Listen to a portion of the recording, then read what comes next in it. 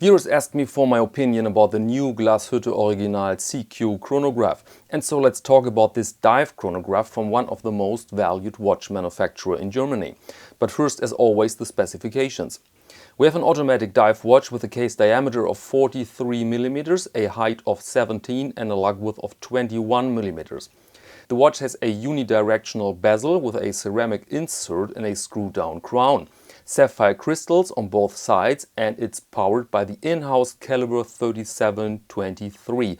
That's a flyback chronograph with a power reserve of 70 hours. The watch is waterproof up to 300 meters and comes with 3 different straps: polyester in grey or black, rubber and a metal bracelet. Price is indicated with 15,300 euros including 19% VAT or 14,790 US dollars without VAT.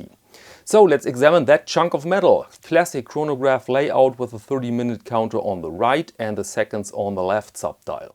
Then the watch features the famous Glashütte panorama date and the most stunning blue I've ever seen on a watch. It's really hard to find that piece anything else than wonderful, at least design-wise. But you know what? I see it as some sort of showroom watch that demonstrates everything the manufacturer is capable to do. We can do an insanely beautiful dress watch, check. We can do a dive watch, check. We can do a flyback chronograph, check. We can do an in-house movement. We can do a high-frequency movement. We can do a panorama date. We can do a special shock protection that includes the dial socket. We can do a tool watch in the grail watch region with regards to the price. We can do everything. And that's amazing when one manufacturer can do all this. The manufacturer could now take all these capabilities and create specialized watches for every occasion. But here they just have thrown every egg in one basket. I feel slightly traumatized seeing the placement of the panorama date that was invented, by the way, for older gentlemen and their dress watches. And here you find it jammed between that shock-protected hand socket and the 6 numeral. Dear panorama date, what have they done to you? And then the size. Of course, when you stick everything you have in one case, it gotta be big. I mean, the regular SeaQ without the chronograph is the successful reissue of a 60s or 70s skin diver design used by many brands. These skin divers came in sizes like 36 mm.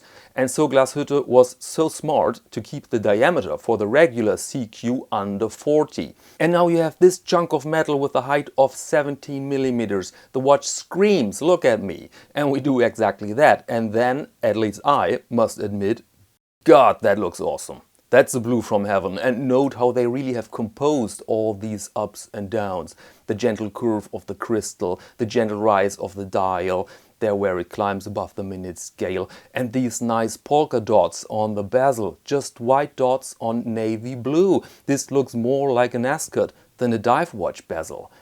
And this together with a manufacturing quality that can be described as insane.